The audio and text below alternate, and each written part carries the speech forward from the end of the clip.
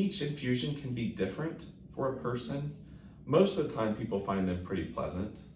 Sometimes there's grief. What the lay person would say, like, oh, that was a bad trip. In the psychedelic medicine space, we would say, well, that was a challenging journey. And really what we find is usually when that happens, it's because someone has had things in their past that they haven't confronted, and the medicine is like, hey, that thing we haven't dealt with in 15 years, we're gonna start dealing with that today.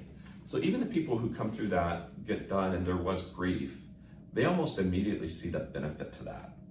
Like, yeah, that was hard, but I see why I had to confront that, and now I feel better about it. So, and I describe it to people.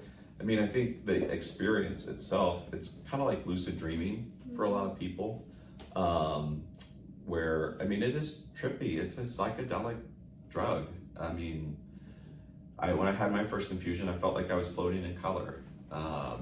We've had, people feel like that they got messages from God during their infusion.